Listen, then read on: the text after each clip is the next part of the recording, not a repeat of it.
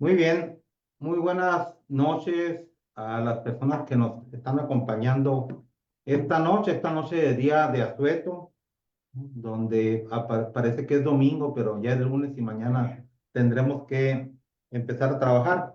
Esta es la edición número 11 del programa Gestión Íntegra del Riesgo de Desastres y tenemos un invitado de lujo en este programa del día de hoy. Nos acompaña el doctor, para no tener problemas, el doctor Juan Pablo O'Farrill Duque. Él es representante de OSHA aquí en México, pero también con muchísima experiencia internacional en las actividades propias de su asignatura. Y como todos los programas, me acompaña también siempre nuestro amigo César Flores, el doctor César Flores Sánchez. Y agradezco también el apoyo que nos está dando ahorita el maestro Rafael Pérez Vargas en la parte técnica. ¿No me escucho? Creo que no prendiste el micrófono. No, no prendí.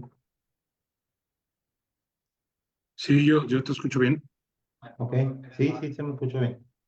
Entonces vamos a iniciar una charla muy amena, una charla entre amigos, como hemos dicho siempre, con el invitado que tenemos el día de hoy. Y pues a manera de preámbulo le doy la palabra, como es costumbre, al doctor César Flores, ¿no? Para que nos hable del propósito del programa. Hola, buenas noches. No sé si nos estás escuchando, Juan Pablo.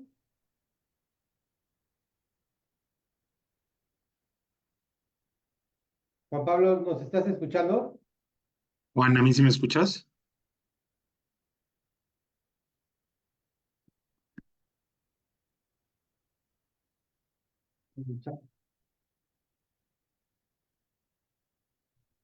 Nos permite un momentito, parece que hay problemas con la comunicación con Juan Pablo. Aquí le mando un mensaje por el Aquí está. WhatsApp. Bueno, no, ok, sale, vale, hecho. Bye. Va a conectarse de nuevo, por favor.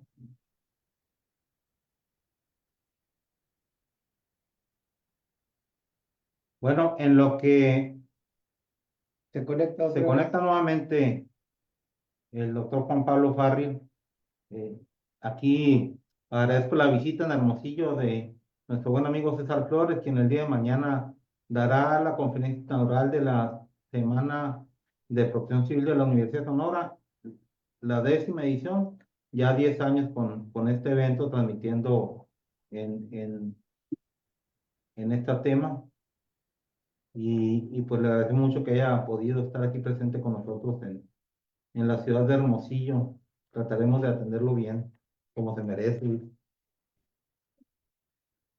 Vamos a esperar unos Esperamos unos segundos minutos. en lo que Juan Pablo Farrell se vuelve a conectar.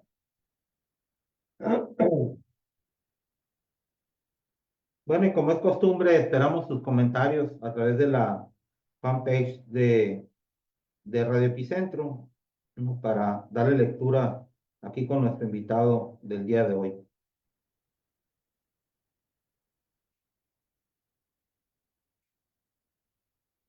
Estábamos. Está pidiendo ingreso ahí, Rafa.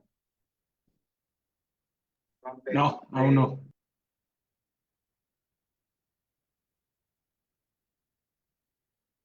Listo, va entrando.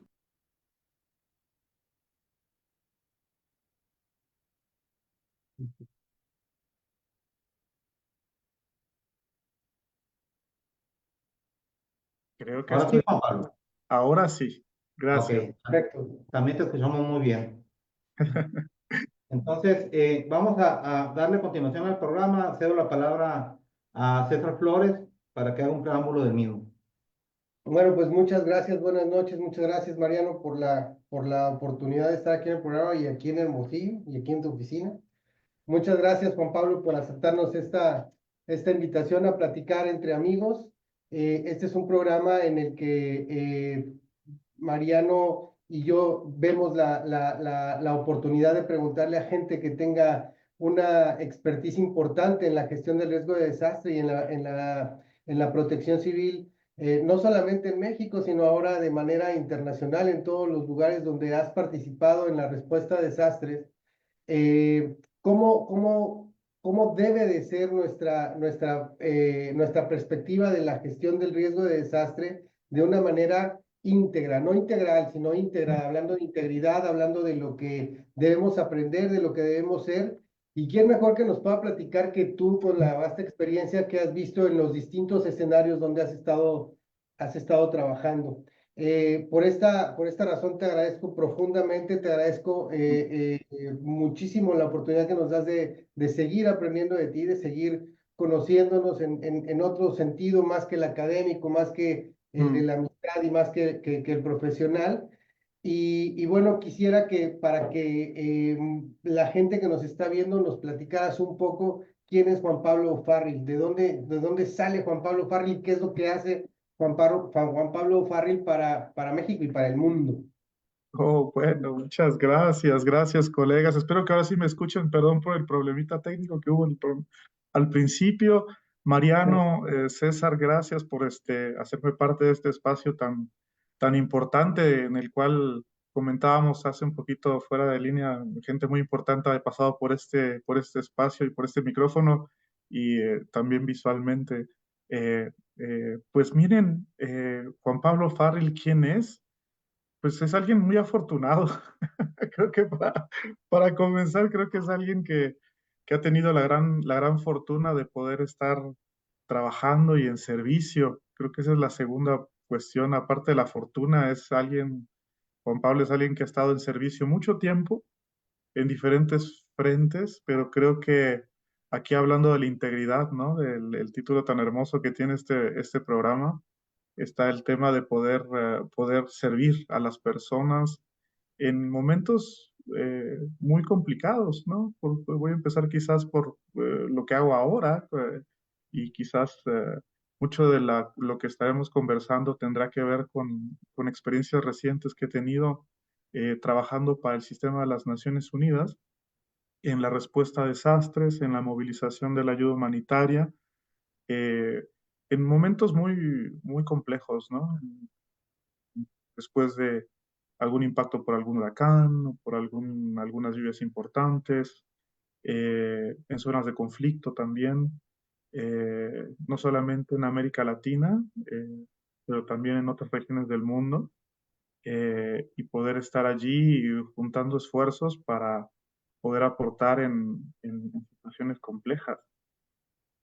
Eso es últimamente lo que he estado haciendo estos últimos 15 años de mi vida. Para una oficina de Naciones Unidas que es muy especial.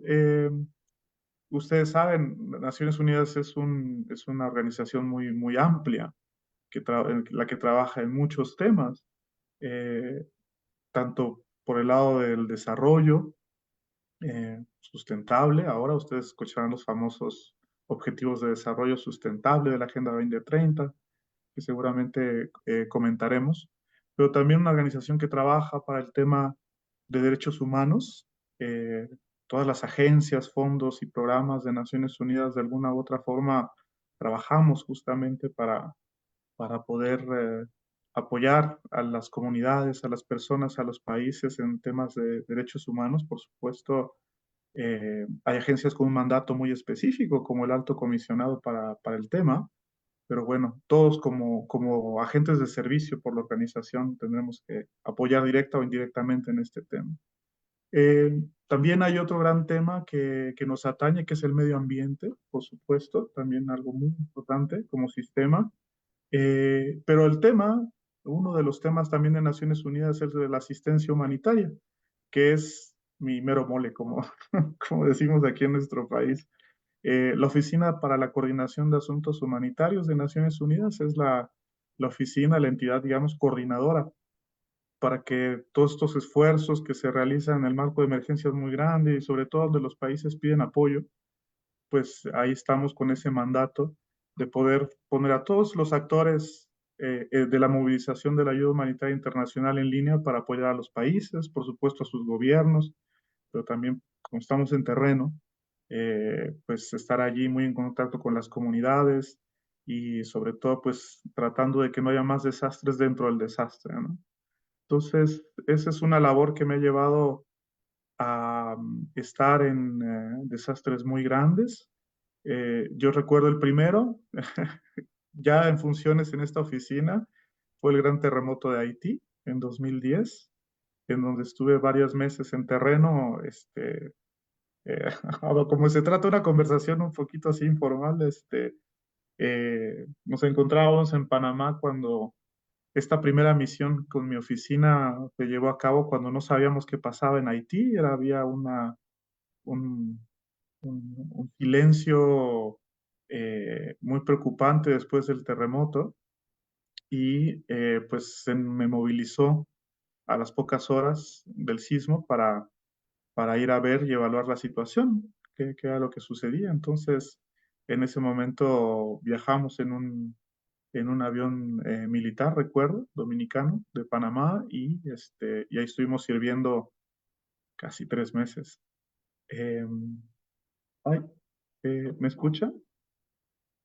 Sí, Juan Pablo, te siguen escuchando. Ah, Adelante, sigue excelente. comentando y ahorita les doy el ingreso a ellos de nuevo. Ya están, de Oh, hecho, aquí.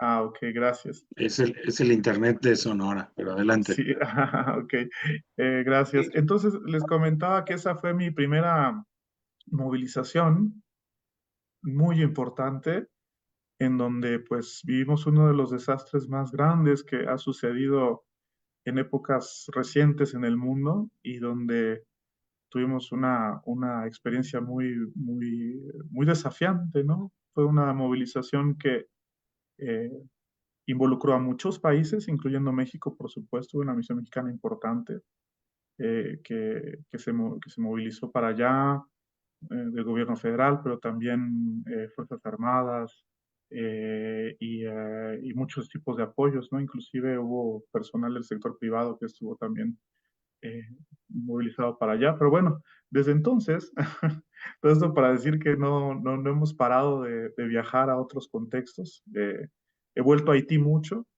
durante estos años. Quizás comentaré también un poco más, pero nos ha tocado también responder en Centroamérica, particularmente a tormentas muy grandes, a situaciones de sequía que ahora premian mucho también en algunas zonas de esta subregión, el Caribe, más allá de Haití, también hemos podido participar en la coordinación de otras emergencias en la zona Sudamérica, eh, países que han vivido desafíos. La última, también podríamos comentarlo un poco más en estas grandes inundaciones que vivió Brasil, en Río Grande del Sur, que también fueron un gran desafío para el país y donde también como sistema internacional pudimos aportar. Pero también me ha tocado trabajar en zonas de África, en donde ha habido grandes sequías, en el Cuerno de África principalmente, o varias misiones en Mozambique también. En fin, hemos estado allí en servicio también en Asia, en fin, hemos estado aportando y quizás allí en la conversación ahora que vamos a tener sobre la importancia de la gestión de riesgos y esta integridad de la cual ustedes han hecho un muy buen referente para conversar de esto, pues lo vemos en primera línea, ¿no? En donde se está respondiendo, en donde se ven las, los desafíos, en donde se ven los vacíos, sobre todo de esta gestión, en lugares de muy alta vulnerabilidad y con situaciones estructurales y, por supuesto, este, eh, la necesidad de salvar vidas, ¿no? En ese momento y poder quizás también ilustrar lo que es la falta de esta gestión en este tipo de escenarios. Entonces, eh, eso ha sido estos últimos 15 años, pero antes de eso trabajaba para la Comisión Económica para América Latina y el Caribe, la CEPAL, en donde mi trabajo era otro, trabajaba más temas de desarrollo social, de políticas públicas resilientes ante choques externos y también ahí tuvimos la oportunidad de aportar desde la evaluación post-desastre, esta metodología que ahora se ha sofisticado mucho más y que se ha mejorado mucho, ¿no? Las evaluaciones de impacto post-desastre, hay varias, pero la CEPAL fue una organización pionera que llevó a cabo esta metodología donde pudimos también servir. en algunas ocasiones y sobre todo en un área que para mí es y sigue siendo muy importante, que es la cuestión de género. Yo estaba ahí apoyando en las evaluaciones de impacto post-desastre en población femenina, viviendo también de forma muy clara, ¿no? El tema de la diferenciación, ¿no? Del impacto en la población femenina, las mujeres, las niñas, las adolescentes.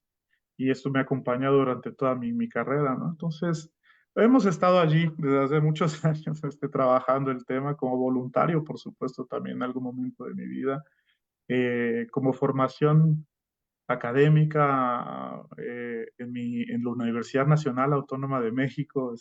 Me gradué como psicólogo y trabajé en la recuperación psicosocial también post-desastre, en un giro un poco más, sí, quizás desde la emergencia, en los temas de recuperación por estrés postraumático, apoyando en estos espacios también desde la sociedad civil. Entonces, ahí hemos estado en primera línea de respuesta, pero también creo yo ya ha sido una gran fortuna. Por eso decía que me siento muy afortunado de trabajar también, haber vivido la experiencia de trabajar desde otra perspectiva, ¿no? El desarrollo, la política pública, el postdesastre y por supuesto allí viviéndolo de manera muy cercana, ¿no? Con las personas, y no solo de México, también de otros países. Entonces ha sido una bendición para mí, muy desafiante, porque pues ahí estamos también,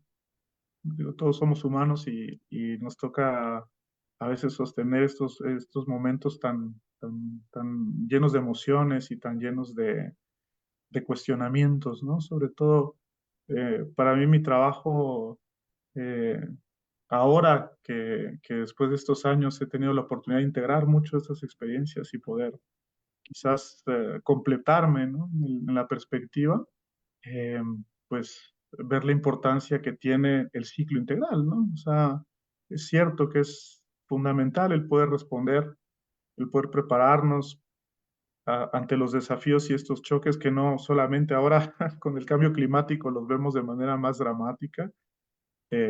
Quizás lo pueda comentar, he estado en zonas de desastre que no habían vivido antes este tipo de eventos y ahora comunidades y países están viéndose muy afectados por situaciones a las cuales no están muy acostumbrados para nada acostumbrados a tener que vivir.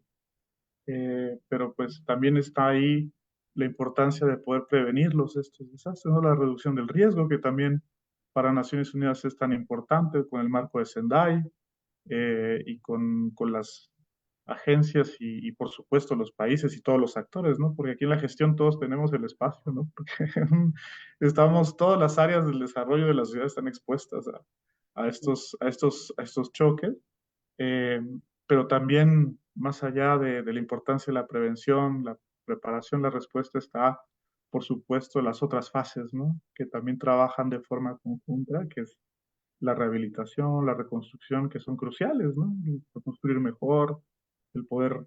Hablaremos del tema de la resiliencia, ¿no? Ese concepto que nos federa, creo, a todos y que estamos comprendiendo cada vez mejor. Pero bueno, lo comentaremos. Yo no creo nada más que se trata de recuperarse al mismo momento o al mismo lugar en donde estábamos antes, como dice la resiliencia desde la física, ¿no?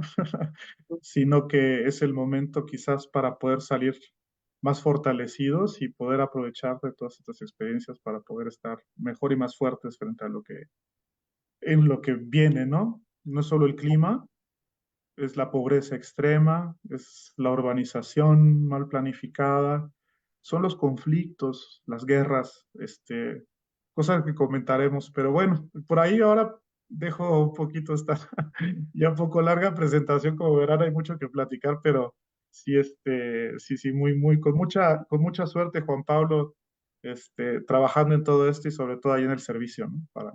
Junto con Qué todas padre, las Juan Pablo. personas que quizás nos escuchan aquí también. Gracias.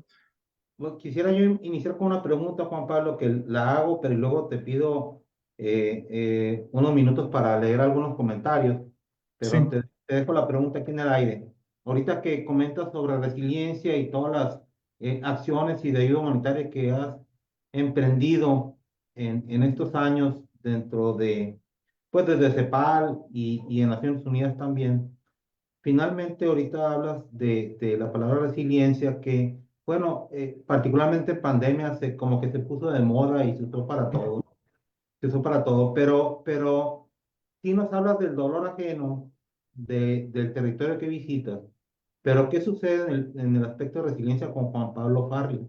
Es Ah, muy común que las personas que en determinado momento prestan o prestamos servicio de sí, emergencia, ayuda humanitaria, que se te va endureciendo el carácter, también se te va endureciendo el sentimiento y la emoción así es. para poder responder, pero ahorita me hablarás de eso, ¿no? Mientras te pido un espacio para agradecer a las personas que nos están oyendo y viendo a través de la fanpage de Radio Epicentro, particularmente porque es un día inhábil y pues finalmente muchos tenían compromisos personales, ¿no? Pero aquí nos acompañan como siempre. Airak Said, Ángel Gustavo Rodríguez, Ramsés Contreras, que nos está viendo desde Tucson, está de vacaciones, pero nos está viendo. Al doctor José Mío Baró, saludos también hasta Toluca, Estado de México. Un saludo a Jorge Luis Paz Díaz, también felicidades por su reciente cumpleaños, ¿no? Que acaba de pasar. Felicidades. Le mandamos un gran abrazo al colega y expresidente Jorge Luis Paz Díaz. A Juan Serrano, buenas noches para todos, saludos afectuosos. Bienvenido a Hermosillo, amigo Corsario César Flores. Agradecemos también a José Leozar Sarmiento, un abrazo para el doctor César Flores Sánchez. Te quiero comentar que Corsario tiene su club de fans, ¿eh? Y de Ah, yo soy parte. te lleva más felicitaciones que el invitado, ¿no? O la invitada. Pero bueno, es parte de esto, ¿no? Javier Pérez Cruz, buenas noches a todos, saludos de Cancún. Al maestro Francisco Lazuret, saludos a los amigos de César Mariano, Juan Pablo, con el afecto de siempre, ¿no? Eh, eh, a Ramsés Contreras, que nos escucha muy bien. Carlos Santos, saludos desde San Cristóbal de las Casas, Chiapas. Julián Morales Endejas, doctor César Flores, Mariano Catase, doctor Juan Pablo Farri, un fuerte abrazo Está lo que nada más yo. desde Ciudad del Carmen, Campeche. Gracias, Hermosillo, Sonora, siempre agradeciendo la oportunidad de escucharlos. Un fuerte abrazo a su amigo Julián Morales Endejas, siempre siguiendo a mi amigo Corsario César Flores, les digo. Irak Said también pues nos está viendo, Jennifer Jiménez, Nancy Márquez nos está viendo, muchas gracias. Erika Flores por acompañarnos, gracias también. Es Ezio de IPAO, Minuti, Erika Flores es de IPAO. Ah, buenas Ezio noches, Erika. Minuti, un cuñado de Rafael, gracias por Señor estarnos. licenciado, un saludo Gracias. con afecto. Licenciada Cristina Esquivel García también nos está escuchando. Héctor Martínez Farías, un saludo, querido maestro. Excelente labor, estimados. Un saludo desde Ciudad de México. Y a su invitado especial, mucha experiencia reunida, un abrazote. Te manda Héctor Martínez Farías, expresidente del colegio también. A nuestro buen amigo Luis Eduardo Pérez Ortiz Cancino. Como hemos platicado, Juan Pablo, el ciclo del programa humanitario en situaciones de desastre se compone de tres procesos claves: la inteligencia que permite comprender la situación, la coordinación que facilita la toma de decisiones efectivas y los recursos que son esenciales para llevar a cabo acciones necesarias. Te hace una pregunta: ¿qué Sí. desafíos debemos enfrentar para garantizar que la asistencia, la seguridad y la vida digna de las personas afectadas sean más efectivas? Eso te pregunta Luis Eduardo Pérez Ortiz Cancino. Un saludo a Raúl Garaz Garrido hasta Chile. También le mandamos un abrazo y agradecimiento por estarnos viendo. Erika Flores.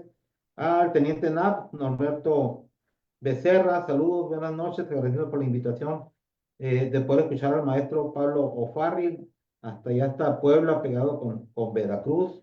A Mm. Martín Racinskas, también un saludo, gracias por estarnos viendo. Maciel García, Jesús Sánchez, a Maverick Arturo Rendón. Sánchez, un saludo, amigo. Eh, ya, Maciel García, a Roy Navarrete, un saludo, doctor. Hasta Culiacán, dice el doctor Roy Navarrete. Me tocó leer un documento de evaluación en el 2014 de la CEPAL. Estaba la doctora Alicia Bárcenas, nuestra actual secretaria de Medio Ambiente y exsecretaria de Relaciones Exteriores. Jesús Sánchez está viendo el video. Guillermo Soto, un saludo también, Memo, hasta la Ciudad de México, hasta Iztapalapa, la capital del mundo, dice. Ajá. Sánchez Sánchez, Jesús Sánchez de San Nicolás, Buenos Aires, saludos, maestro César Orlando, por invitarlo. Carlos Germán Corral Canul, también nos está viendo. No sé, que Luis Cortés, Ramos JL, José Ramírez Páramo, saludos cordiales. Ok.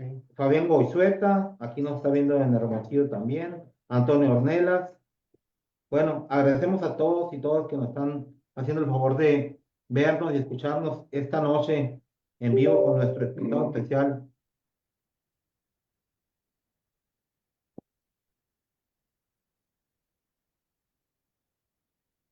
Con nuestro invitado especial, el doctor Juan Pablo Ofarril Duque. Pues te hacía una pregunta, Juan Pablo, si quieres contestarla Sí, y a reserva de que lo comentes o recuerdes más tarde también, y le sí, damos la palabra a César para que haga su pregunta. gracias. Sobre la resiliencia, ¿no es cierto? Así Sí, es. Personal, vamos a hablarla. Personal, ay, Para wow, Juan Pablo qué. Ofarril, para Juan Pablo. Bueno, Digo, dentro de todas empezamos. las actividades, Sí, sí, sí, yo no, quiero que ha tenido alguna afectación sí, sí, sí. psicoemocional contigo, de Claro, claro. repente puede impactarte, pues obviamente de manera personal, pero también de Uf, manera uf, familiar y laboral sí, incluso. sí, gracias. No, yo creo que esa es una gran, gran pregunta, sobre todo para los que estamos allí trabajando en el terreno, ¿no? O sea, se conoce como los cuidados del cuidador ahora, son estrategias, herramientas que se han desarrollado bastante. Yo como psicólogo, la verdad, soy bastante cercano a eso por malformación, digamos, esto que, pero sí estoy perdón, convencido. perdón que te interrumpa un Sí, segundo. no, no, ningún problema. Ahorita que dices del síndrome del cuidador, es algo muy similar esto que puede suceder no solamente a personas que van a desastres de carácter internacional. Esto le puede Sí. pasar a un socorrista, a un rescatista, a un bombero. Exacto, exacto.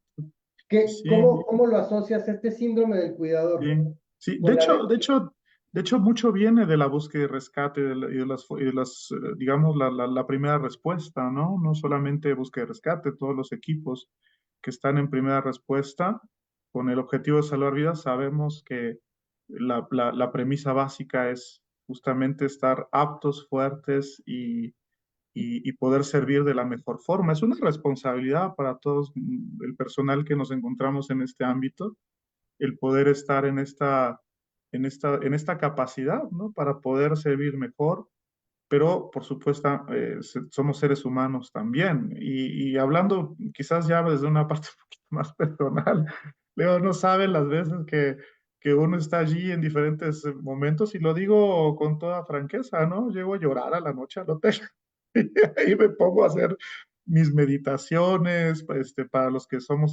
también tenemos cierta espiritualidad, ¿no? Está también otras estrategias, también inclusive relacionadas a la fe, ¿no? Que nos ayuda también a poder integrar esta experiencia humana, ¿no? Que es la realidad, pensándola en su contexto más amplio. Yo tengo una vida bendecida, la verdad, que agradezco muchísimo también, pero pues en esos momentos nos toca estar presentes compartiendo con las personas situaciones muy complicadas, pérdidas muy grandes, y de alguna forma también nuestras propias experiencias de vida, ¿no? Están en contacto. Por ejemplo, a mí me hablaba del tema de las mujeres, ese tema a mí me puede, como decimos aquí en nuestro país, me puede mucho. El tema de los niños, de las infancias, ¿no? Que nos toca estar siendo testigos de no sé, cosas horribles, ¿no? Y quizás acá con el fin un poco pedagógico de la conversación, no hablo únicamente de quizás estar en un centro de cólera donde está la gente muriendo de diarreas y en situaciones donde uno se pregunta, ¿no? ¿Dónde está Dios? ¿Dónde está la justicia? Cuando esas personas no han cometido ningún crimen, ¿no? Ninguna cosa para merecer una situación así. Y son cuestionamientos muy duros, pero también no únicamente están las cuestiones de la enfermedad, ¿no? Gente que pierde todo lo que han podido con muchísimos esfuerzos construir en términos de patrimonio, que de un día para otro un terremoto, un huracán se lo lleva, inclusive con personas de su familia, ¿no? Entonces, realmente esta experiencia para mí pues me ha ayudado mucho porque en ese trabajo de poderlo integrar y de poderlo acomodar de alguna forma, creo que me ha hecho más fuerte para servir mejor a las personas sin perder el contacto, ¿no? Con esta dimensión humana, ¿no? Porque puede haber ese riesgo también de que las personas que trabajamos ahí muchas veces nos desensibilizamos de tal forma que a veces por un fenómeno humano, pues nos vamos a terreno con un programa muy establecido y con un objetivo muy claro, pero a veces ese contacto, quizás también por protección, ¿no? Psicológica, eh, se, se des- nos separamos, ¿no? Porque es verdad, hay que tener también cierta distancia de las cosas para poder trabajar de mejor forma. Entonces hay un equilibrio ahí bastante complejo que alcanzar, pero sí, yo creo que es una responsabilidad, primero que nada, para responder, es una responsabilidad para nosotros que estamos y nosotras que estamos trabajando allí, de hacer ese trabajo, ¿no? De hacer ese trabajo para poder mantenernos en ese equilibrio y poder servir bien y también cuidarnos a nosotros mismos después de esos eventos, ¿no? Porque sí llegan a ser bastante importantes para poderlos trabajar de la manera más adecuada. Eh, y eso es resiliencia, ¿no? Creo yo. Siempre pienso yo que todo debe comenzar en uno, ¿no? Si uno realmente quiere aportar a este mundo, hay que hacer ese trabajo, ¿no? Primero personal. Y comprender la resiliencia para mí fue todo un desafío. Y quizás para compartirles acá, porque sabemos, ¿no? Hay un montón de conceptos y de ideas muy útiles, ¿no? Que nos ayudan a dirigir eh, una idea común, ¿no? De lo que estamos hablando, que es muy importante. Pero yo creo que para mí, además de esas reflexiones, el día que realmente comencé a comprender un poco más la resiliencia desde un aspecto un poco más, digamos, el enfoque de la gestión integral de riesgos de desastres, fue cuando un día en un taller, justamente que estábamos organizando en una de estas ferias que organizamos en este país tan avanzadas de gestión, se me propuso un desafío que era explicar a los niños qué era la resiliencia. Y la verdad me pareció muy interesante y yo hice un tallercito en donde explicaba a las familias y a los niños particularmente, que la población que para mí me es muy importante y la trato de trabajar lo más posible. ¿Cómo explicas a un niño pequeño, digamos, o bueno, pongámosle ahí de los 10 años, la resiliencia? Y recuerdo yo que el primer desafío fue el disfraz, ¿no? Porque yo quería hacer una dinámica así con familias. Y logré imaginarme un disfraz de terremoto. Entonces, ahí, ahí veo a César que dice, ¿cómo disfrazas a un niño de terremoto? Ya, de entrada así fue. No, fíjate, sí, le puse un chalequito, un casco, una sirena, la alerta sísmica, y sobre todo le puse unos tabiques, así como de unicel, porque nosotros sabemos, ¿no? Y es lo que explicábamos yo en el taller, que lo que mata a las personas no es el terremoto, es la mala construcción, son otros factores allí. Y con ese intención hicimos el terremoto. Y otro niño o niña los vestía de huracán. Entonces, también así hice un disfraz, así como con lluvia, así con cosas que volaban, nubes, y el choque era agua, ¿no? Entonces había unas pistolitas de agua, estas sprays, ¿no? Que simulaban ahí viene el huracán, ¿no? Y ahí viene el agua con el viento y todo. Y después era cómo explicar esa resiliencia. Lo que hice al final, y me ayudó muchísimo a mí también entenderlo de manera más cercana, era, pues como tomaba la familia ahí y una familia que se ponía en el centro y de repente decía, ahí viene el terremoto, ahí viene el huracán y los mojaban, les aventaban los ladrillos, entonces ahí se veía el impacto, ¿no?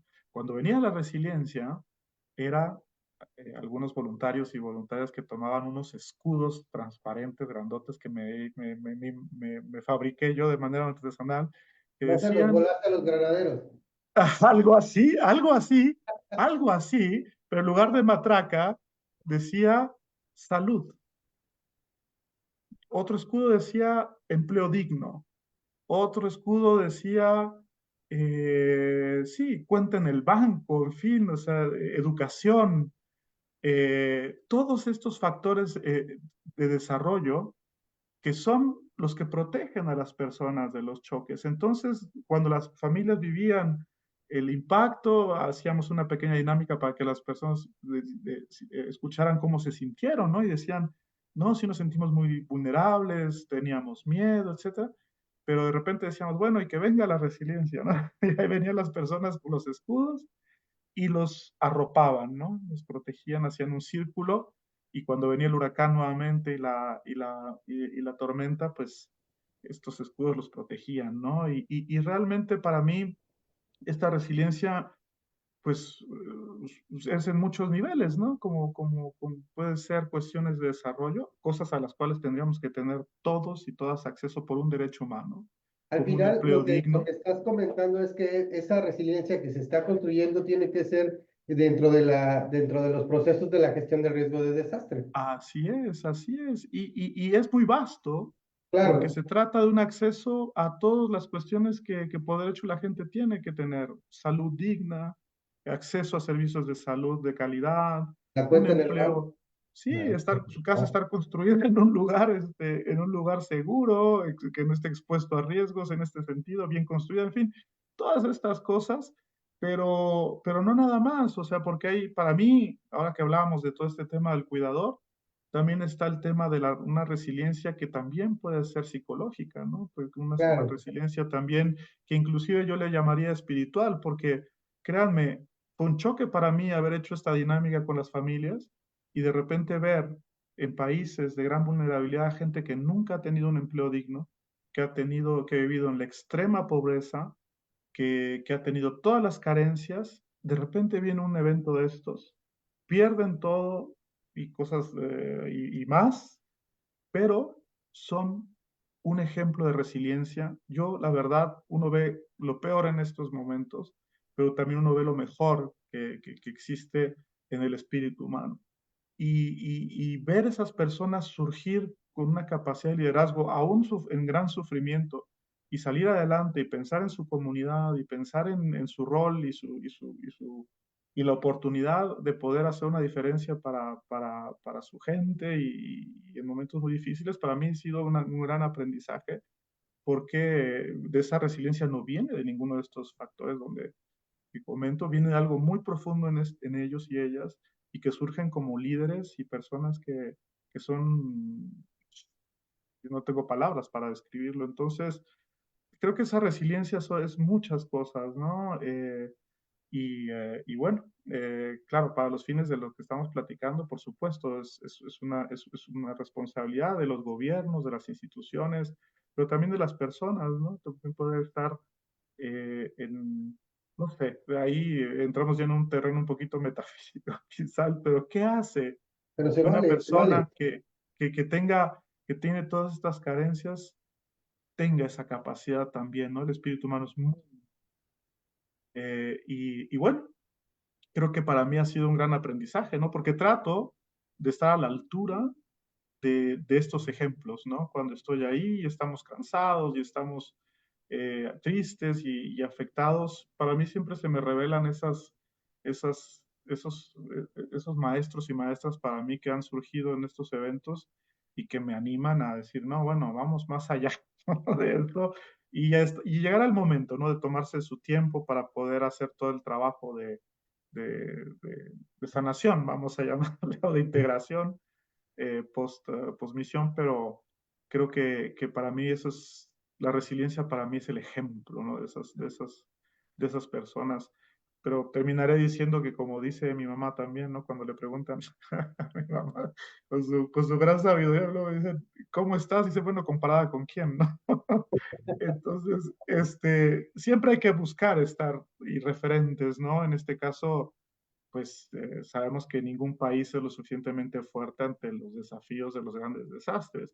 Pero creo que en nuestro país y particularmente en esta región tenemos una gran capacidad, un gran corazón, tenemos una gran solidaridad y ahí esto creo que va a ser la diferencia porque los tiempos vienen difíciles, ya se nos han presentado, sobre todo estos últimos 2 años yo he visto ya el impacto muy grande de estos fenómenos que antes decíamos, va a suceder cuando lleguemos a este punto 1.5 de fluctuación, de elevación en la temperatura del mar y esas cuestiones, pero ya estamos viendo fenómenos muy, lo que antes eran un poco sui generis, ya ahora lo son cada vez más, ¿no? Entonces, sin hablar de los conflictos, sin hablar de muchas otras cosas que ahora también tenemos cada vez más en el mundo. Claro. Juan Pablo, para no salirnos del tema o no regresarnos más adelante, nada más quiero hacer una pregunta que nos hace el doctor José Emilio Barros Suárez de la Universidad Estatal del Estado de México, Autónoma del Estado de México. Dice, su pregunta es, ¿cuál es su experiencia, o sea, la tuya, en terreno en lo relacionado con la resiliencia comunitaria versus vulnerabilidad institucional? Bueno, ese es el gran clásico, bueno, lo digo tristemente, ¿no? La vulnerabilidad institucional y la importancia de las comunidades en estos tipos de eventos para mí es crucial. O sea, estamos quizás, les comentaré quizás como ejemplo las últimas misiones que tuve en Mozambique, ¿no? Es un país que realmente, esta zona que es la frontera con Tanzania, eh, que es una costa preciosa, maravillosa, pero que está teniendo cada vez más impactos de ciclones cuando antes no los tenían. Y vivirlo ahí con la comunidad y vivir esa, esa, eh, esa sorpresa, digamos, eh, sí, la gente no está acostumbrada a vivir este tipo de eventos y estar allí y vivirlo con ellos y ellas y las preguntas que les conllevan, veo uno la importancia de primero tener a las comunidades con información suficiente sobre sus riesgos. O sea, muchas de las preguntas allí es ¿qué va a pasar? O sea, ya nos pasó el año pasado, le sucedió este año otra vez, es que va a volver a suceder nuevamente. Y allí, bueno, como parte de la comunidad internacional y haciendo nuestras preguntas, la gente piensa en moverse de esos lugares y desplazarse, inclusive a nivel de la comunidad entera a algún otro lado, porque no pueden estar perdiendo todo lo que hacen durante todo el tiempo y con tanto esfuerzo a la siguiente tormenta el año próximo. Entonces, Nada que ver con Acapulco, ¿ah? ah, bueno, claro, es que justamente, y no es Acapulco solamente, lo vimos ahora que comentaba mi experiencia en Río Grande del Sur. Yo recuerdo que estábamos ahí en la reunión de coordinación y la operación militar, en la cual se sustentó mucho del trabajo que se hizo de respuesta allí en la zona, era la operación Tacuarí 2.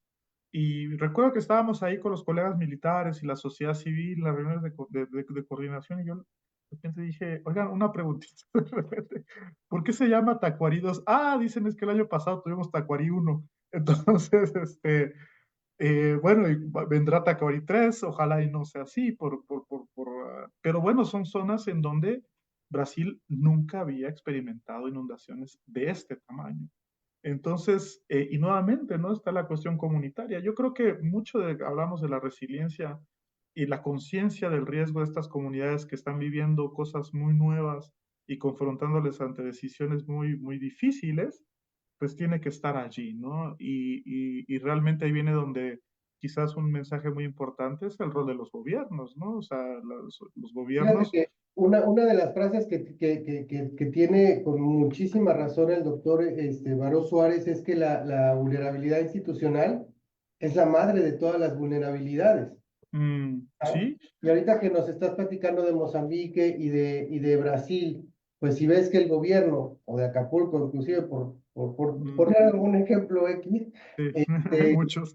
es que si ya pasó, no te estás preparando. Parte de la resiliencia es que te estés preparando para un impacto nuevamente de un desastre. Al menos eso lo concibo de esa manera.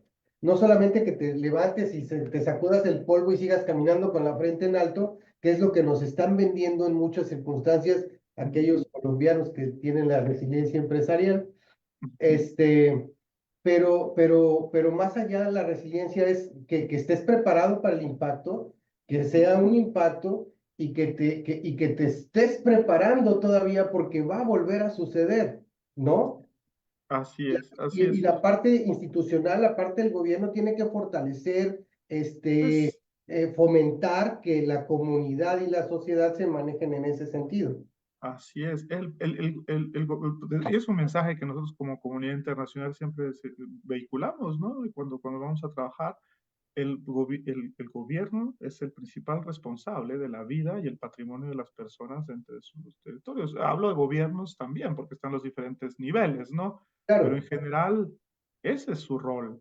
Y si no, ¿cuál otro? O sea, me refiero que es el más importante que tienen sin duda alguna. Entonces, allí es donde el tema de la institucionalidad es un deber, ¿no? Y se trata de la vida y el patrimonio de la gente. Entonces, para mí me queda clarísimo, ¿no? Y es donde tratamos nosotros como comunidad internacional de poder, por un lado, sí, estar en contacto con las comunidades y poder hacerlas partícipes, porque también ha habido un cambio allí, lo digo también de forma quizás un poco de confianza, ¿no? Así como esta charla que estamos haciendo ahora, el nadie ámbito nos está escuchando. humanitario, sí, el ámbito humanitario no siempre hemos evolucionado, ¿no? Antes también eso de que involucrar a la comunidad y considerarles todo eso, antes llegábamos, cuando éramos voluntarios, lleva muchos años, llegábamos con la comida y las cosas, pero nunca pensábamos en si esta comida la come la gente, si es realmente algo que es adecuado o lo estamos haciendo de forma respetuosa o nada de esto te lo planteabas, ¿no? Ahora hay muchos otros estándares y también hablando de la integridad, ¿no? Que va más allá de la práctica, es inclusive pensar en hacer las cosas para promover la dignidad de las personas cuando de muchos años decíamos, no, vamos a ir a devolverle la dignidad, y ahora nos ponemos en el espejo, ¿y cuándo ha perdido su dignidad esa gente? ¿Y quién eres tú para decir si se le quitársela o devolvérsela? No, tú eres un agente simplemente de poder facilitar una recuperación lo más rápidamente posible. Entonces, pero con ese enfoque, ¿no? Entonces hemos evolucionado bastante y por eso me gusta mucho la pregunta, porque el tema de la comunidad para nosotros debe de ser central en todo el ciclo, o sea, y en todas las dimensiones de la gestión. Y sobre todo con esta gran palabra que ustedes van identificado tan bien para el programa, ¿no? El tema de la integridad. Que ahora me dirán un poco también ustedes cómo la piensan, pero para mí sí es una gran palabra, ¿no? Donde quizás también el tema de la dignidad está ahí presente también, el tema de poder quizás tener un enfoque humano, ¿no? En todo esto también de nuestro trabajo. Entonces, sí, creo que por ahí sería un poco mi respuesta. Quiero comentar que nos está apoyando el soporte técnico nuestro gran amigo, el maestro Rafael Pérez Vargas, presidente del Colegio Mexicano de Personas que Gestión de Riesgo y Protección Civil. Rafa, cuando quieras intervenir, no le hace que no prenda la cámara. Por favor, Bienvenido a la charla. gracias, Mil, Rafael. mil gracias, aquí escuchándolos con mucha atención. Súper. Qué vergüenza. Sí, me brinco rápidamente sobre lo que habías comentado ahorita, Juan Pablo, y que a lo mejor es subrayar algunas oraciones de lo que ya comentaste.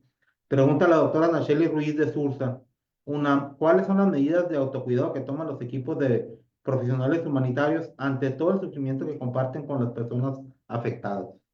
¿Quién Sí, preguntó? muchas Nacheli. gracias. Sí, bueno, miren, en el caso de los equipos yo soy parte de un equipo especial de Naciones Unidas que se conoce como el equipo UNDAC, que es el equipo para evaluación y evaluación de necesidades humanitarias, ¿no? Y coordinación en casos de desastre. Y somos pues, un grupo de personal que se ha sido seleccionado en Ginebra, que no solamente es de Naciones Unidas, también hay gente de la sociedad civil organizada a nivel global y de gobiernos también, de protecciones civiles, de defensas civiles. Entonces es un grupo de Cruz Roja, por supuesto, también personal del movimiento, y es un equipo bastante importante donde nos juntamos desde diferentes perspectivas, por nuestra formación, por los espacios donde trabajamos, pero también es multidisciplinario. Entonces, eso es un equipo que es de muy rápida respuesta. Llegamos, si hay un terremoto, tratamos de llegar a las pocas horas de haberse sucedido, porque la encomienda son muchas cosas en las que hay que apoyar, pero particularmente en caso de un terremoto o un desastre súbito, son los equipos de respuesta rápida internacionales los que hay que apoyar a movilizar, ¿no? En coordinación con el gobierno y la respuesta local. Este equipo tenemos un entrenamiento, es un estándar en donde también se nos dan elementos justamente de preparación para las misiones, no únicamente personales en términos de los equipos que tenemos que llevar, porque se trata de que estas misiones sean completamente autosuficientes y que no signifiquen ninguna carga para las zonas de afectación y la respuesta nacional en ese sentido. Entonces, movilizamos bastantes recursos, centros de operación, personal para poder apoyar en esta labor.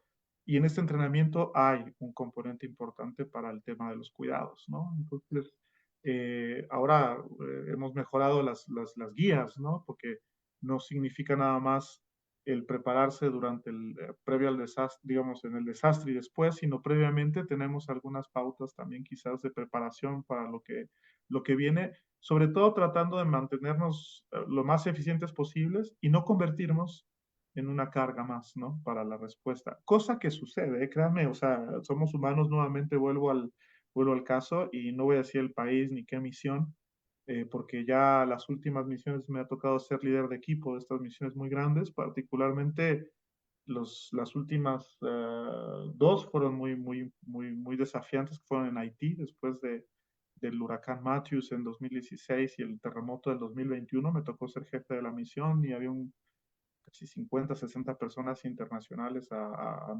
mi cargo, bueno, para facilitarles el trabajo, ¿no? Allí en terreno de muchos países distintos y de diferentes perspectivas, como mencionaba, y las personas pues se quiebran también, o sea, tienen sus crisis por las cosas que viven y todos con la idea de que quizás como un equipo podernos apoyar y a veces las personas también tienen cuestiones personales con las que viajan, pero se trata de estar lo mejor posible para llegar a esas misiones. Uno nunca sabe cómo las cosas se van a llevar a cabo, sobre todo en contextos tan difíciles como el haitiano, ¿no? Para responder con todos los problemas de acceso y todas las dificultades que tenemos en terreno para poder movilizar la ayuda, pero tratamos de prepararnos lo mejor posible.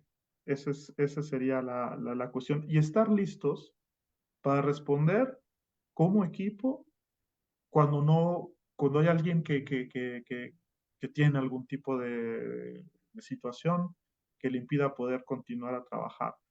Y allí tenemos mecanismos para poder hacer reemplazos. Y nuevamente, no salimos al terreno pensando que todos tenemos que ser Superman o super chica, porque sabemos que todos tenemos nuestras vulnerabilidades. Entonces, pero se trata de subsanar lo más rápido y de lo más íntegro posible también, porque no hay ninguna penalización, o sea, no tenemos que demostrar nada a nadie, ya estamos aquí y haciendo lo mejor que podemos a un nivel importante, pero pues, siempre puede suceder que en ese momento, digamos, sabes que no puedo. Y no únicamente por un tema de salud psicológica, también suceden enfermedades a lo largo del camino, accidentes, cosas que de repente no son previstas y también tenemos que responder ante ellas. Pero nuevamente creo que aquí la palabra clave es equipo.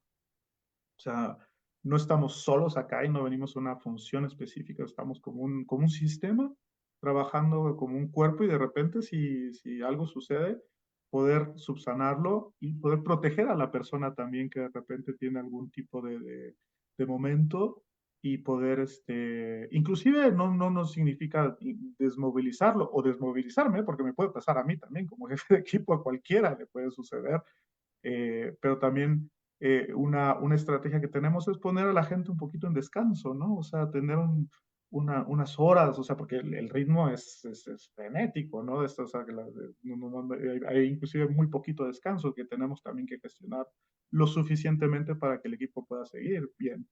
Pero a veces también la estrategia es ponernos, y créanme, yo lo he hecho también en mis misiones, ¿eh? Hay veces que de repente la presión es muchísima y de repente también hay que apoyarse, ¿no? A algún eh, sí, al equipo de gestión. Sí, dame unas horas de respiro, por favor, porque necesito, si no, no voy a lograr la misión. Entonces hay que tener no hay que pensar de manera egocentrista, ¿no? Hay que poner un poco el ego aparte y poner la misión enfrente. y de repente las personas con ese espacio de repente de respiro, de repente vuelven y con energías renovadas, o si no, pues ver otra opción, ¿no? Entonces, para contestar a esa pregunta sería eso, y después, bueno, un seguimiento, ¿no? Por supuesto, después de la misión, con algún tipo de apoyo para poder evacuar sentimientos y poder ajustar cosas y estar lo más pronto listos para la próxima, ¿no? Después de ese check. No, pues, si quieres más comentarios Va, o... va a decir Corsario que ahora que está Hermosillo no lo dejo hablar, Ah, que mejor la quiere hacer en línea, pero lo que pasa es que hay muchos comentarios. Juan sí, Pablo, afortunadamente tienes muchísima audiencia el día muchísimas de hoy, gracias a todos y todas, de verdad. muchos fans que te presta Corsario para esta noche. Pero bueno, te pasa muy rápido el tiempo, ya estamos en la primera media hora, Juan Pablo, como habíamos platicado Sí, en la previa antes de iniciar, y quiero sí, en esta media hora tomarme un espacio para agradecer a quienes nos están acompañando muchas gracias. esta noche que estamos contigo. Primeramente, salud, porque estamos con un invitado especial, el Salud. doctor Juan Pablo O'Farrill Duque, representante de OSHA en México, pero como ya han estado escuchando, un orgullo mexicano, que ahorita preguntaré de eso también, con misiones, pues básicamente en todos los continentes, ¿no? ¿Saben cómo me dicen en la región? Con mucho orgullo, ¿eh? Por ser el chavo del Ocha. El chavo, queda. Con mucho orgullo. Juan Ignacio Arroyo Verástegui manda saludos. Eh, Luis Eduardo Pérez Ortiz Cancino. El desastre implica mucho sufrimiento, por supuesto, para las víctimas, pero también los que participan en la asistencia. La prevención la veo justo como evitar todo el sufrimiento posible. Eh, bueno, sanar es la palabra correcta, amigo. Cada misión trae sus rasguños, te comenta Luis Sí, Eduardo. sí, claro, claro, claro. Él sabe de lo que es esto. Ernesto Perfectamente. Flores manda saludos desde Honduras. Gloria Brachi, un saludo hasta Mendoza, Argentina. Un gran abrazo Ah, con mucho cariño, Gloria. Pregunta Gloria, Juan Pablo. ¿Cómo sí. cree usted que deberían ser el rol de los medios de comunicación en desastres Uf, y los días, meses o años posteriores al evento? sí. Y el maestro Héctor Matías Farías pregunta, no sé si es pertinente preguntar, pero está una pregunta, ¿no? ¿Qué deberían de hacer las autoridades para que todo el mundo entienda el concepto de resiliencia y su aplicación real? Muchas gracias. Mm, mm, Alfredo Peláez manda saludos.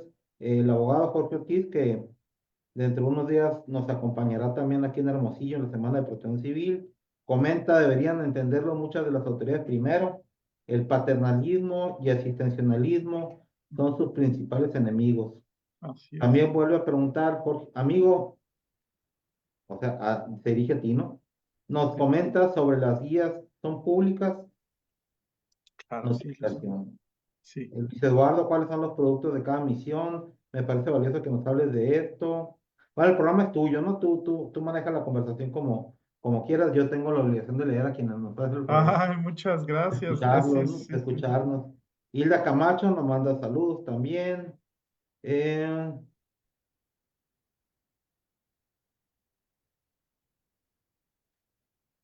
Luis Eduardo, Juan Pablo tiene más fans que Corsario, dice. ¿Cómo? Que, Juan que, Pablo tiene más fans que Corsario, dice Luis Eduardo. Ah, que Luis Eduardo quiere su programa.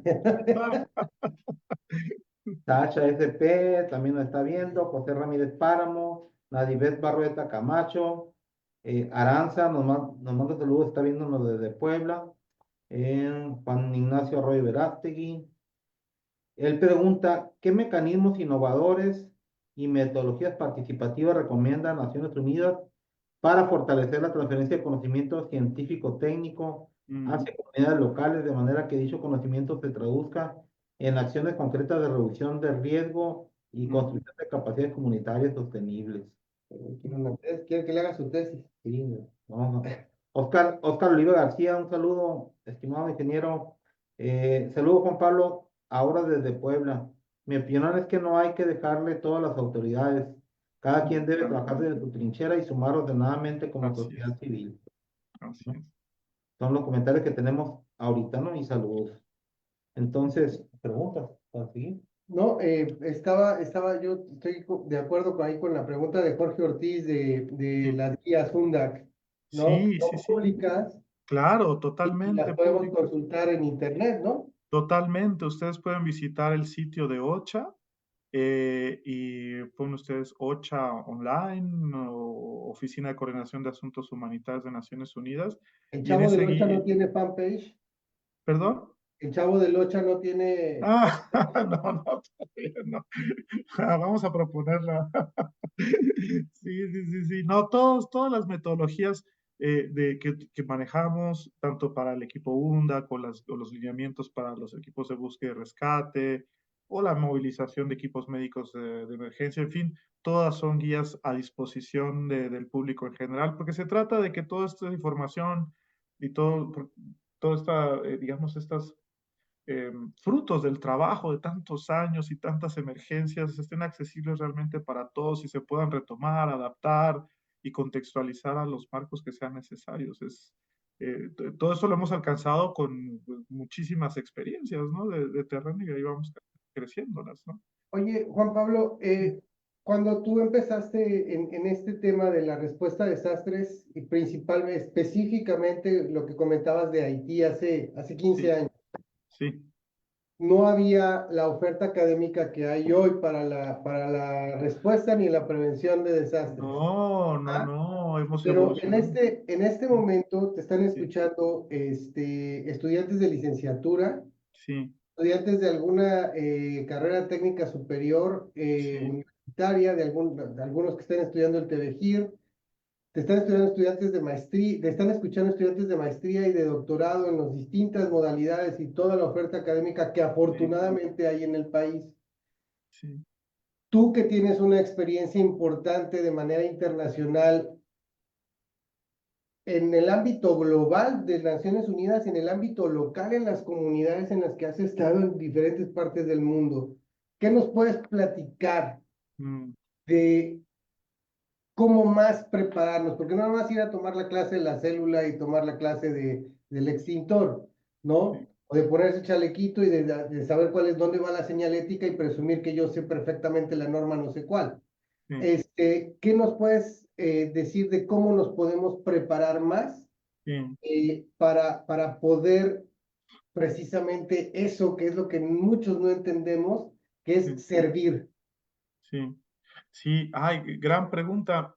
Yo creo que ahí estamos quizás yéndose un poquito el tema de la profesionalización en ese sentido que es muy necesaria.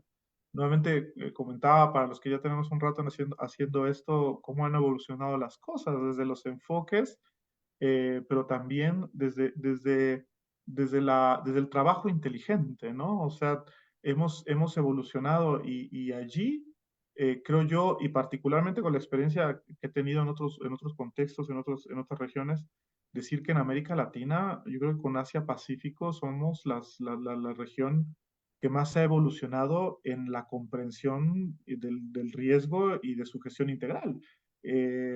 ¿Por qué? Vivimos mucho los desastres y somos de las regiones más impactadas por ellos en ese sentido, porque bueno, África ha sido siempre es un gran desafío para el tema humanitario y particularmente el tema de los conflictos, ¿no? Porque son muchas zonas de conflicto y de muchísimos años ya, y no únicamente, ¿no? Hay una concatenación de cosas, pero digamos que en nuestra región, en América Latina, Caribe y Asia Pacífico, el tema de estos desastres por el clima, por este tipo de choques, nos ha dado la evidencia de que pues, es la vulnerabilidad en la construcción social y hablamos de gestión y lo hemos llevado a un nivel importante de reflexión sí, de pensamiento científico. Y eso es algo que tenemos que capitalizar. Eh, yo creo que es como en un pájaro de dos alas, ¿no? Para así, y siendo apasionado también del estudio y de la parte, digamos, entre comillas, académica, y entre comillas, porque lo es, y de manera muy seria y rigurosa en nuestro país y en esta región, es juntar la práctica con todo esto más, ¿no? O sea, y es allí donde juntándose estas dos dimensiones podemos hacer un análisis mejor, ¿no? Y un desempeño mejor. Y lo mencionaba el doctor Pérez Cancino, ¿no? Que el tema del ciclo de programa humanitario, lo dejo como un ejemplo, ya contestando también a una de sus preguntas. Hemos sistematizado lo que habíamos hecho de alguna forma de manera, no quiero decir intuitiva, pero de manera muy, no tan metodológicamente establecido, ¿no? Poder hacer análisis de necesidades, herramientas de evaluación de daños rápida, utilizar. Voy a tocar un poquito quizás algunas de las preguntas que se han hecho, ¿no? Sobre nuevas tecnologías, poder hacer el uso de todos estos sistemas para poder hacer evaluaciones de terreno rápidas, utilizar todos estos métodos accesibles ahora que nos pueden llevar a hacer, manejar una gran cantidad de datos claro, en preparación buscar cómo tener acceso a ellos y poder hacer los marcos necesarios para que funcionen, pero tener esa evidencia lo más rápido posible. Ahora tenemos satélites, tenemos técnicas maravillosas que nos pueden ayudar a hacer evaluaciones muy inteligentes y muy rápidas, estimativas muchas veces, pero bastante cercanas a lo que nos puede ayudar a hacer una buena planificación para después movilizar los recursos de manera más inteligente, de manera más eficiente y poder hacer una implementación con impacto y poder revisar después qué ajustes hacer y con base a esta coordinación y este manejo de la información. Entonces, como verán, ahora tenemos ya, digamos, sistemas que están siendo mucho más útiles, pero esto ha sido porrazo después de porrazo, ¿eh? O sea, hablamos de las primeras emergencias donde, sobre todo las de gran escala, donde hemos tenido desafíos enormes y ahora prepararnos ante los nuevos grandes desastres que van a venir, ¿no? Que pueden ser también muy complejos y muy grandes. Pienso, por ejemplo, en un escenario que nos preocupa mucho, que es una gran tormenta, un gran huracán que pase por el Caribe afectando a varios países, como ya ha sucedido, ¿no? O en zonas de Centroamérica, cualquier otro lugar, ¿no? Pero ahora los impactos pueden ser multipaís, ¿no? Y para zonas muy amplias de afectación. Y ahí habrá que tener un trabajo muy importante de planificación para poder responder ante eso y hacer un uso suficiente e inteligente de los recursos. Entonces, realmente creo yo que el tema de la ciencia, del estudio, de poder seguir avanzando en estas plataformas que tenemos de estudio y de reflexión, nos van a ayudar mucho, ¿no? Porque no solamente un tema técnico, también es un tema conceptual y es ponernos quizás en la misma frecuencia todos y todas para saber a, a, a qué nos estamos enfrentando y cómo lo estamos viendo y tener un trabajo mucho más importante de forma coordinada. Entonces, creo yo que la academia ahora y particularmente en nuestra región tiene que seguir impulsando espacios para poder ofrecer a las personas que vienen ya con mucho interés de poder participar y fortalecer todo esto, jóvenes que están ahora, como mencionas, en formación y que puedan tener acceso a eso y que no tengan que irse a Europa o a Norteamérica a encontrar este tipo de capacitación o de formación.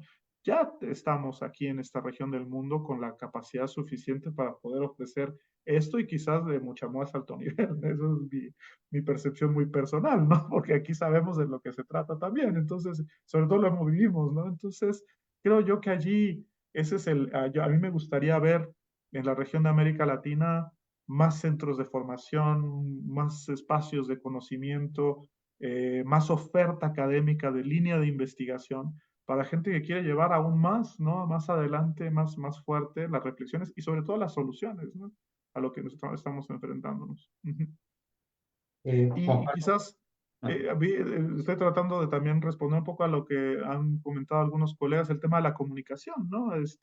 Y tiene que ver con el tema también de esa pregunta sobre la comunicación de los gobiernos. Sabemos que no únicamente se trata de responder y de prepararnos con toda esta cuestión que estoy compartiendo, pero sino el tema de la comunicación es muy importante. Y de hecho la comunicación salva vidas, o sea, y no únicamente desde la movilización de recursos, sino es la comunicación a las comunidades, ¿no? ¿Cuáles son sus riesgos? Poder comunicar inclusive el tema de las alertas tempranas, ahora que es un tema tan importante, para que la gente le llegue la comunicación y la información, ¿no? Más importante en los momentos que tiene que llegarles. Entonces, yo creo que allí el rol de las redes de comunicación, no quiero hablar únicamente de medios, ¿no? Quiero hablar de un poco más vasto, es muy importante. O sea, ahí realmente creo que estos actores de la comunicación cada vez más tienen que tener una implicación y también tener ese mismo conocimiento y esa misma comprensión de los que estamos trabajando en esto, ¿no? Para poder comunicar de forma adecuada el tema de los riesgos, por supuesto, pero también hay mucho más, ¿no? Inclusive las fases quizás tanto o más duras pueden ser las fases consiguientes después de los desastres, ¿no? Cuando se trata de reconstruir, cuando se trata de rehabilitar, para justamente poder reducir el riesgo de lo que nos puede venir después. Entonces, sí. Y poder sobrellevar todo la pérdida, ¿no? Cualquiera que sea la pérdida, a través de la comunicación también. Así es, así es.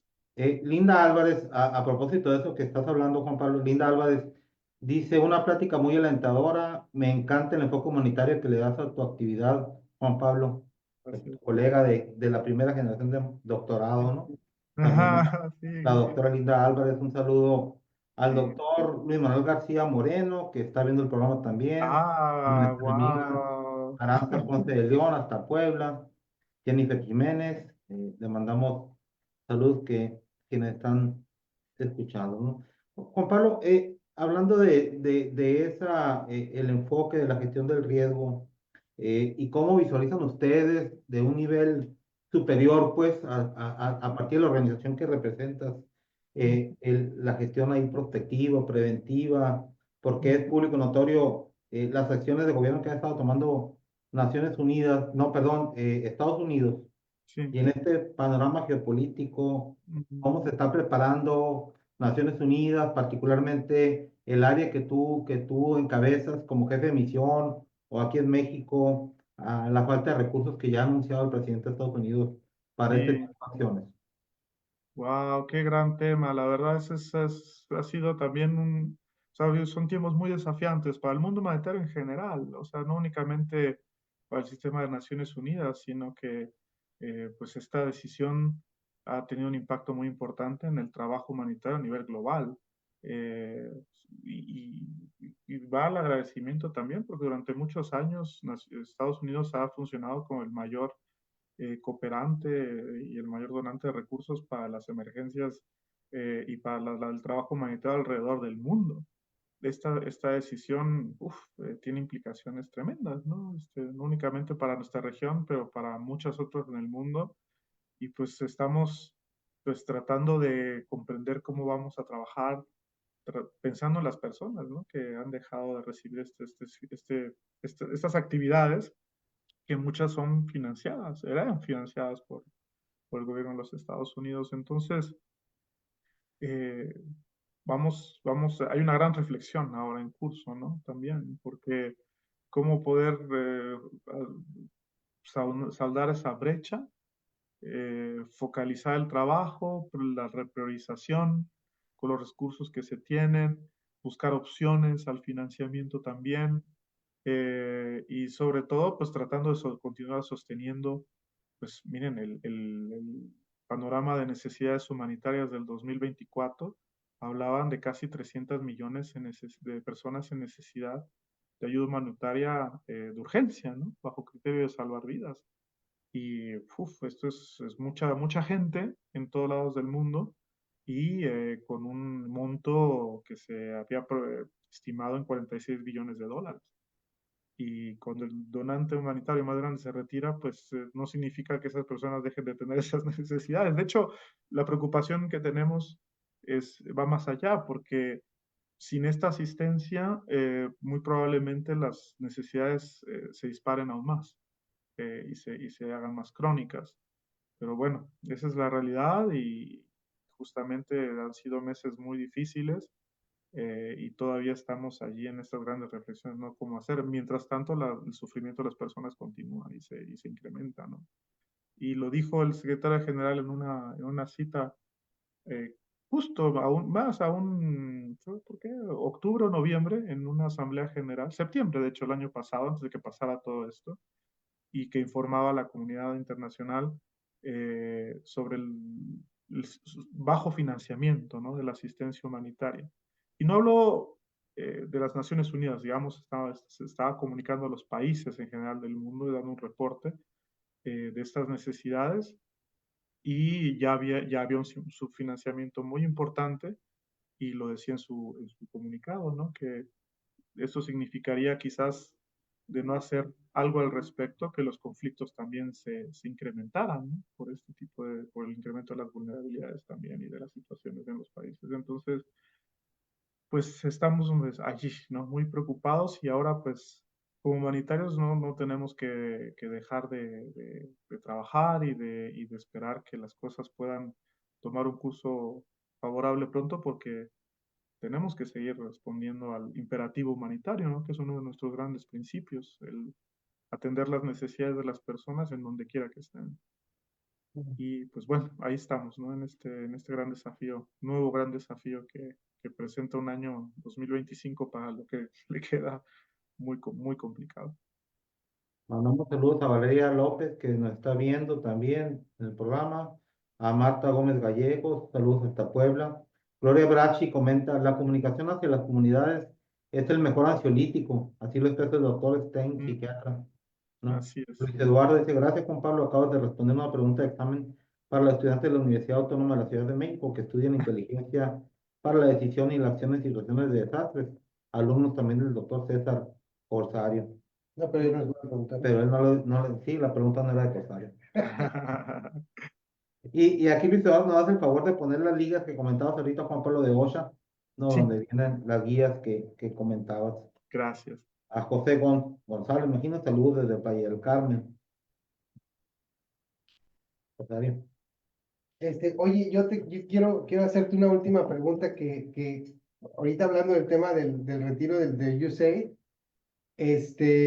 México no tiene, tú tienes pasaporte azul cielo, obviamente, ¿no? No verde, como los mortales. Este, pero México o el gobierno mexicano no provee de personal a instituciones u organismos internacionales que pague el gobierno mexicano y que trabajen en organismos internacionales. Por ejemplo, Walter Cote, ¿no? Que bueno, no, a él ya le paga Cruz Roja, pero en algún momento el gobierno colombiano financiaba la estadía de esa persona Sí, para trabajar para este movimiento que, entre otras cosas, hace una gran labor de ayuda humanitaria. sí, Esto, esta circunstancia de que independientemente de que hemos perdido liderazgo a pasos agigantados en América Latina por muchas circunstancias, no podría solventar o ayudar o apoyarnos mm, a que recuperáramos el liderazgo en América Latina, por lo menos sí. para gestionar el riesgo de desastre, incluyendo los temas de planeación, fomento, todo lo que tenga que ver con los programas de ayuda humanitaria en diversos Sí. organismos internacionales. Sí, gracias. Sí, ah, muy excelente pregunta, comentario, porque no es solamente el tema de Estados Unidos, tengo que precisarlo, o sea, ya realmente también otros donantes muy importantes, cooperantes humanitarios, han ido reduciendo su financiamiento, países europeos y otros, ¿no? O sea, ha sido una tendencia y ahora con esta nueva situación, pues es mucho más profundo, ¿no? Pero ha sido una tendencia. Y hemos discutido mucho esto y a nivel del secretario general, por supuesto, y del el coordinador de apoyos de socorro global, jefe de OCHA a nivel de la sede, ¿no? A nivel de global, es el rol de estos países, no únicamente como México, hay países que están creciendo mucho, que están teniendo un incremento de su influencia, no únicamente a niveles financieros, ¿no? Porque también recordemos, por ejemplo, nuestro país está en una situación también geográfica tan muy importante en donde tenemos nuestros hermanos y hermanas en Centroamérica, en el Caribe, que también con los cuales tenemos una gran tradición de cooperación y que estamos ahí apoyando mucho también en cuanto al intercambio de experiencias, ¿no? Porque que también ellos y ellas tienen. Pero el caso de México, de países como el Brasil, países como Indonesia, varios países son economías que están creciendo aún y con todos los desafíos que tienen, el mundo cambia y quizás ahí haya una gran oportunidad, no digo quizás, hay una gran oportunidad para que estos países puedan surgir y tener un liderazgo más importante en este tema tan crucial para el mundo como es el trabajo humanitario. Entonces, ya recordemos, en el caso, vuelvo a tu pregunta, no más específica por el tema de México. México ha sido siempre un país tradicionalmente muy solidario, ¿no? Con el mundo. Cuando se trata de algún desastre, nunca ha faltado la misión mexicana con expertos y expertas, no únicamente de gobierno, sino misiones conjuntas que se van inclusive con personal civil del movimiento de la Cruz Roja, de la sociedad civil. Ahora inclusive hay un sector privado en México que se ha especializado mucho y que también participa en redes internacionales para responder a los desastres. Entonces, eh, yo creo que hay una gran oportunidad para países como México de poder mandar una señal importante y sobre todo que el mundo se sigue moviendo y las previsiones de desarrollo y de crecimiento económico y las dinámicas demográficas en el mundo y muchos otros factores nos van a llevar a ver en los próximos 10, 20 años un cambio importante, ¿no? En las influencias y en los roles, ¿no? De los países líderes en el mundo. Entonces creo yo que es un gran momento también. Quien dice grandes desafíos también dice grandes oportunidades, ¿no? Y creo que ahí ese es un gran mensaje y gracias por la pregunta, porque me da la oportunidad de hacerlo, ¿no? De decir, este es un país muy grande que tiene mucha capacidad, que sigue creciendo con todos sus desafíos, esto hablo a nivel de referencia a nivel global, ¿no? Pero que allí en los próximos años México espero yo que vaya a tener un rol más importante cada vez en el trabajo humanitario, ¿no? Porque no sabemos lo que es y obviamente más allá, ¿no? Para la gestión del riesgo en general.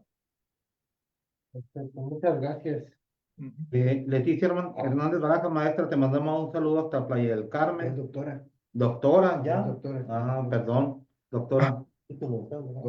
Cuando menos ya presentó su Bueno, examen. es que es un debate aquí con ese tema. Aranza Ponce de León pregunta, Juan Pablo, ¿qué tan accesible es el proyecto Esfera para el apoyo de a la ayuda humanitaria?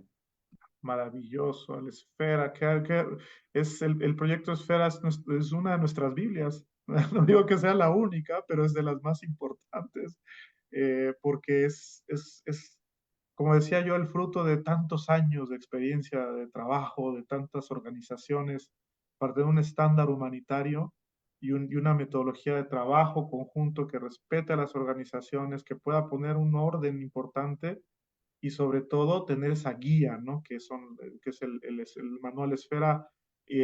Ustedes lo pueden también consultar libremente la última versión porque sigue mejorándose y es, digamos, el gran referente que tenemos todos los humanitarios y que condensa inclusive el tema de los principios y de lo que debería ser el trabajo humanitario en terreno. Pero más allá de eso, da estas guías de estándares, ¿no? ¿Cómo si vamos a abrir un centro de alojamiento temporal o algún tipo de estructura, ¿no? Para la respuesta a las personas, pues ahí consultamos a la esfera, porque ahí vienen todos los lineamientos de qué metraje, la disposición, las medidas de protección para la población, el trabajo y la gestión para este tipo de espacios. Como un ejemplo, ¿no? Entre todos los demás sectores de respuesta que vienen en el documento, yo les recomiendo esa lectura porque realmente digamos, nuestro norte, nuestra referencia para el trabajo que tenemos.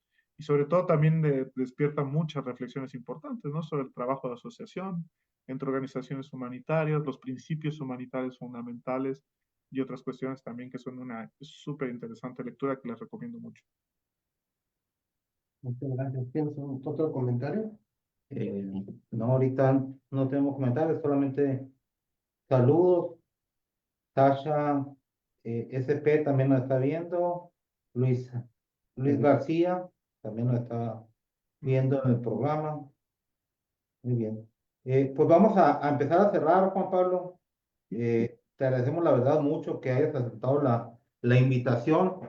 Casi, poquito menos del mes te volveremos a invitar para tener el programa del aniversario ya, Muchas el gracias. primer año de gestión íntegra del riesgo de desastre, charlando con un invitado o una invitada especial. Hoy tocó al doctor Juan Pablo O'Farrill Duque. Yo te preguntaría por último de mi parte, Juan Pablo, ya Mm, dejamos que cierre, o dejo que cierren tú y Corsario. Te preguntaría, eh, Juan Pablo Farrell, un referente mexicano a nivel internacional, jefe de misión, etcétera, etcétera. ¿Qué sentimientos te causa a ti haciendo retrospectiva? Vamos a ver a Juan Pablo Farril de la ujú, UNAM, que estaba graduándose de psicología, ¿no? Y que tenía, pues obviamente, sueños, que tenía proyectos profesionales, y que de repente está en la CEPAL, un organismo internacional, de repente brinca a Naciones Unidas, de repente jefe de misiones con equipos de todo el mundo trabajando en ayuda humanitaria. En retrospectiva, ¿qué le dirías el Juan Pablo Farril de hoy, doctor en gestión de riesgos Ese Juan Pablo que tomaba en las de la, islas. que, En ándale, las islas. que se pasea en moto, que navega, ¿no? ¿Qué le diría el Juan Pablo Farril al Juan Pablo Farril recién egresado?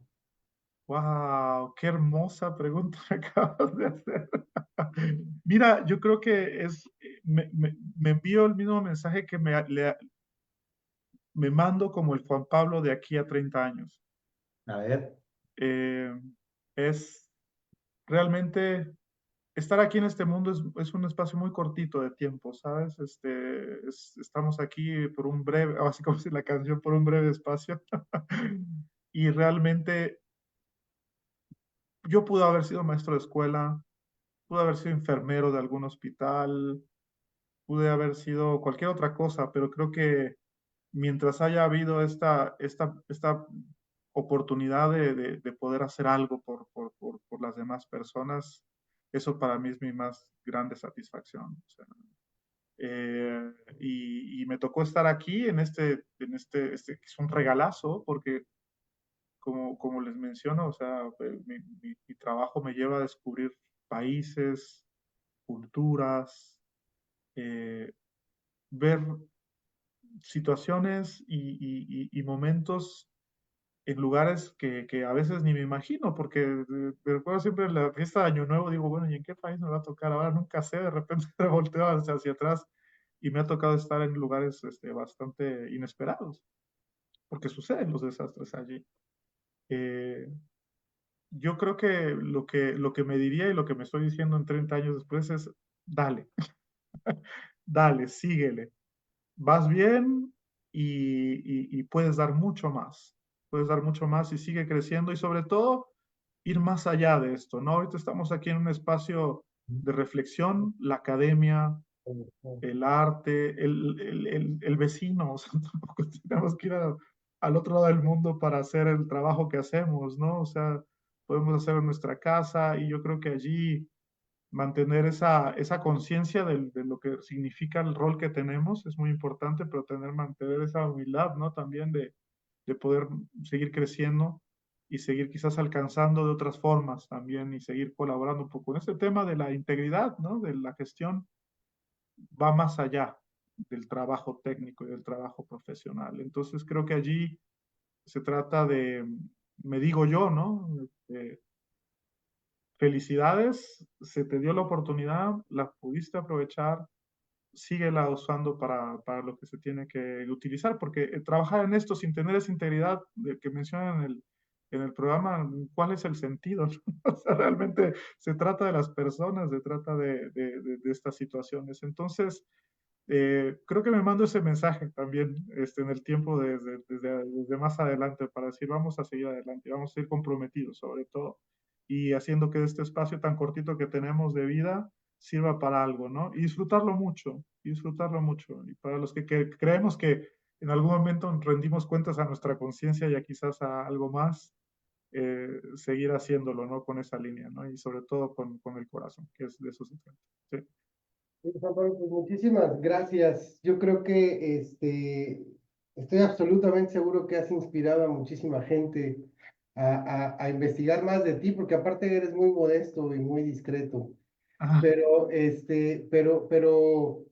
creo que nos has inspirado a muchísimos para que convirtamos todo esta ansia de saber, de conocer, de aprender en una parte súper importante. Y creo que es la clave de lo que hacemos, que es gestionar el riesgo, ¿no? Que es profundamente servir, solamente, simplemente servir, ¿no?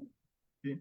Y seguir creciendo. Vienen desafíos importantes en el mundo, ¿eh? Estamos ya en ellos, pero necesitamos más. Y a los que escuchan, que están en este trabajo, o que están entrando en este trabajo, o que desean, por favor, a la orden también para brindarles más información. Somos puentes.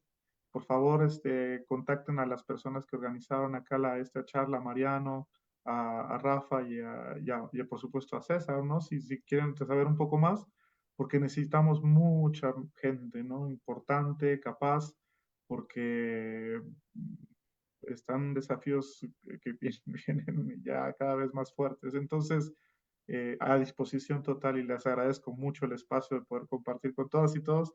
Y les mando un fuerte abrazo a tantos buenos amigos, a profesores, a colegas que están aquí. Escuché sus nombres y a los que no conocemos también en México y en otros lugares, un fuerte abrazo y muchas gracias por escucharnos. Resulta que esta charla informal entre amigos que tenemos cada mes, Juan Pablo, pues queda grabada en la fanpage, en la página de Radio Epicentro. Ah, La bien. compartimos algunos de nuestras propias redes sociales.